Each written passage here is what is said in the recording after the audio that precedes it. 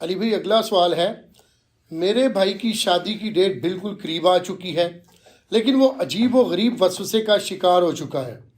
دراصل اس نے فقہ حنفی کی مشہور بک بہشتی زیور میں یہ عبارت پڑھی تھی کہ کوئی شخص اپنی زندگی میں اگر یہ کہہ دے کہ میں نے جس کسی بھی عورت سے نکاح کیا تو اسے طلاق ہے تو طلاق ہو جائے گی۔ بس اسی دن سے اسے یہ شک لاحق ہو گیا ہے کہ کہیں اس نے بھی ایسا نہ کہہ دیا ہو، اور اسی وجہ سے وہ اپنی شادی سے بھاگ رہا ہے۔ پلیز اس کا کوئی حل بتا دے، شکریہ۔ حل تو اس کا بعد میں بتائیں گے۔ تو میرا خیال ہے کہ علماء ٹھیک ہی کہتے ہیں کہ کتابیں ڈائریکٹ نہیں پڑھنی چاہیے۔ بزرگوں کی کتابیں واقعی ڈائریکٹ نہیں پڑھنی چاہیے، اس میں اسی قسم کی اوٹ پٹانگ چیزیں لکھی ہوئی ہوں گی۔ اگر انہوں نے کتاب و سنت ڈائریکٹ پڑھا ہوتا نا تو کبھی اس میں اس قسم کی بات ان کو نہ ملتی۔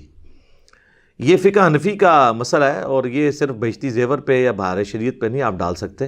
پرانے بزرگوں نے فتاوی علمگیری میں اور باقی کتابوں میں اس طرح کی باتیں لکھ دی ہیں۔ ایک کیس کو فرض کیا ہے کہ اگر کوئی شخص اپنی زندگی میں یہ جملہ بول دے کہ میں قسم کھاتا ہوں قسمیہ طور پہ کہ جس سے بھی شادی کروں گا اور جیسے ہی شادی کروں تو اسے طلاق واقع ہو جائے، تو ظاہر ہے اسے پھر طلاق واقع ہو جائے گی۔ بات تو ٹھیک ہے، لیکن یہ کسی کے دماغ میں تو جو بیچارہ شادی کرنے کے چکر میں ہوتا ہے وہ طلاق تو نہیں سال لیے پھر رہا ہوتا۔ کبھی کسی نے شادی اس نیت سے نہیں کی ہے کہ اس کی شادی ہوتے ہی طلاق ہو جائے۔ اس قسم کے فرضی مسائل لکھ کے لوگوں کو الجھا دیتے ہیں، اور پھر لوگ ہم سے مسائل پوچھتے ہیں۔ تو ہم یہی کہیں گے کہ آپ بزرگوں کی کتابوں سے توبہ کریں اور قرآن و سنت کی طرف آئیں۔ قرآن و سنت میں آپ کو اس قسم کی کوئی چیز نہیں ملے گی کہ جہاں پہ آپ کو فرضی کیسز بتائے جائیں، بل آپ کے اس اسپیسیفک کیس کو آپ قسم کی کیٹیگری میں زیادہ سے زیادہ فال کروا سکتے ہیں، حالانکہ انہوں نے قسم نہیں کھائی تھی۔ اگر یہ انہوں نے کہیں پہ یہ بات کہہ بھی دی ہے تو اپنی بات واپس لے لیں کہ جی میں اس بات سے پیچھے ہٹتا ہوں، اس کا کوئی کفارہ بھی نہیں ہوگا۔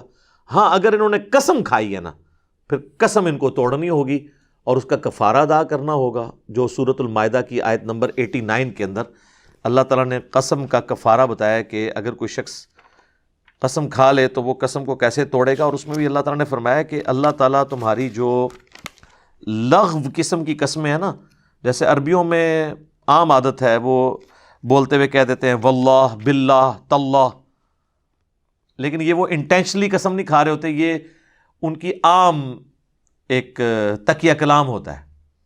وہ ہم بھی اگر کہہ دیں نا اللہ کی قسم انٹینشنلی نہیں صرف بولتے ہوئے تو اس کا بھی کفارہ نہیں ہوتا۔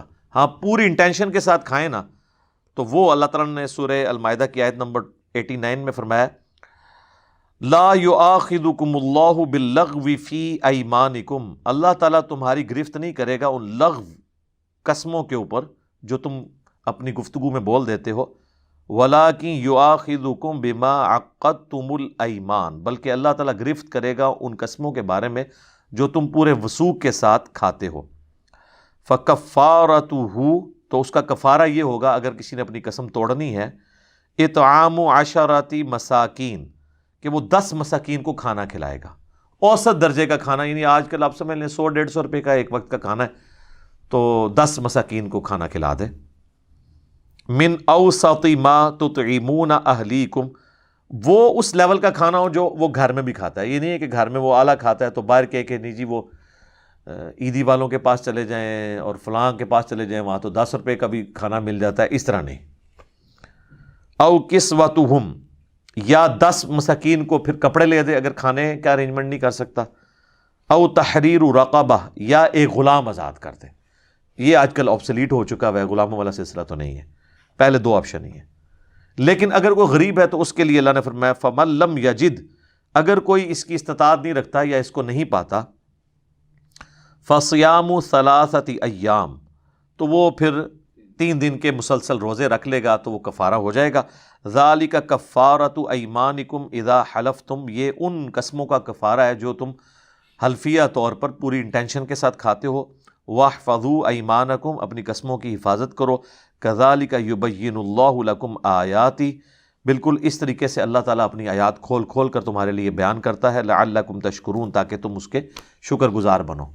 تو اللہ تعالیٰ نے قسم کا کفارہ بتا دیا۔ تو اب اس صورتحال میں اگر ان کو کوئی زیادہ وہم آ رہا ہے نا تو وہ اپنی قسم کا کفارہ ادا کر دیں تو وہ خود بخود ان کا وہ معاملہ ٹوٹ جائے گا اور یہ پورے کا پورا معاملہ یہیں پر ختم ہو جائے گا۔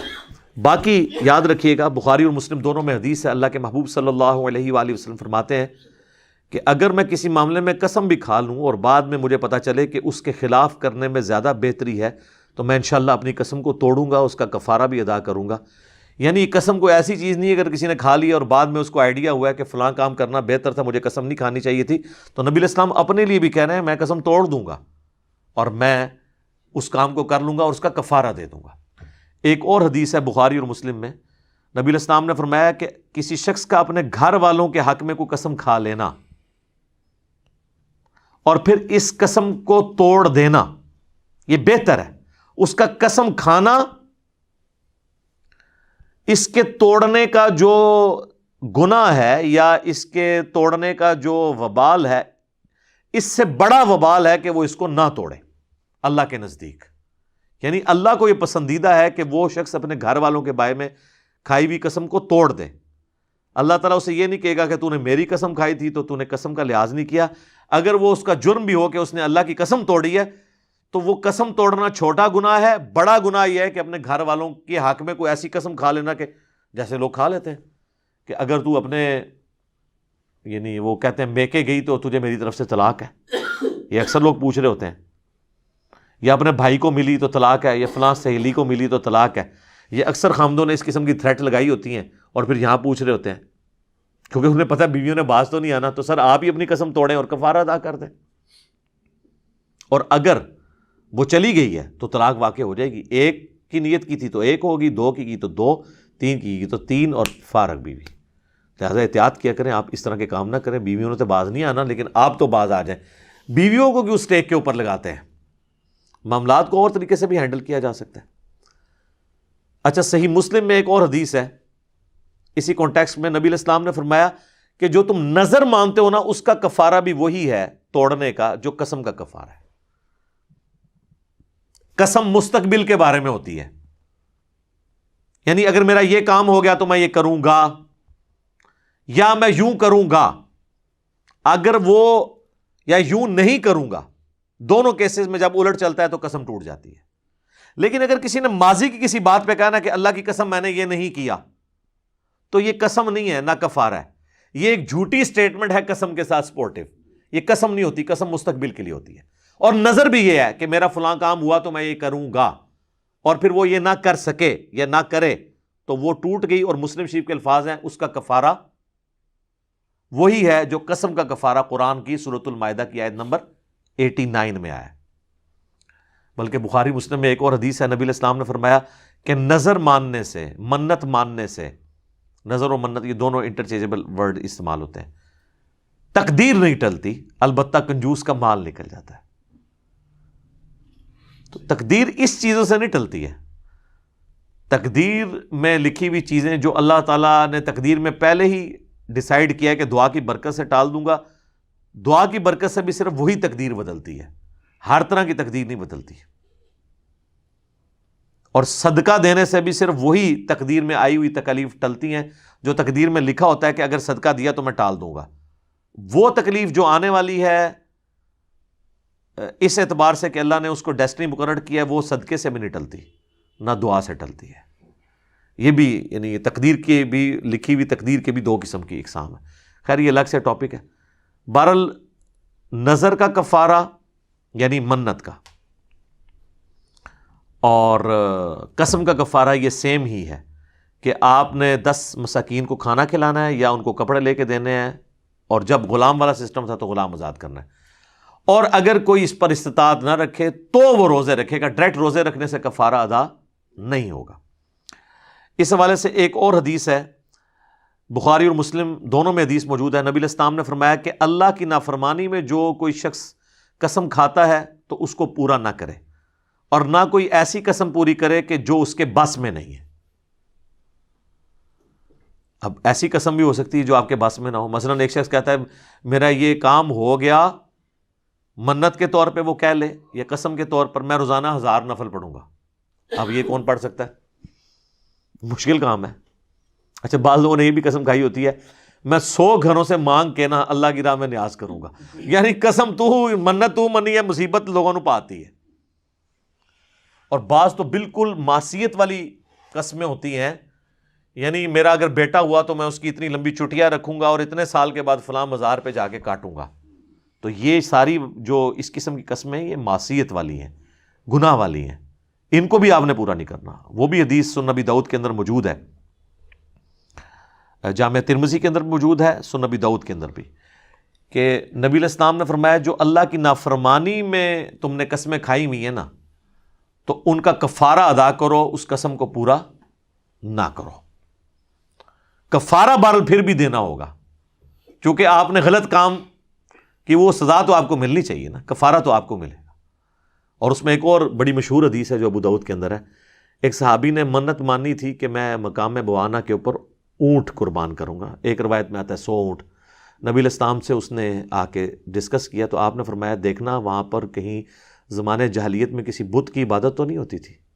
ہائے ہائے ہائے، امام الموحدین صلی اللہ علیہ وآلہ وسلم، یا جاہلیت کا کوئی میلہ تو نہیں وہاں لگتا تھا؟ یہ نہ ہو کہ تم جاؤ تو کہو کہ بزرگوں کی یاد تازہ ہو گئی۔ اس لیے ہم کہتے ہیں کہ درباروں کے اوپر آپ نے اللہ کی راہ میں بھی خرچ نہیں کرنا، کیونکہ وہاں پہ غیر شرعی افعال ہو رہے ہیں۔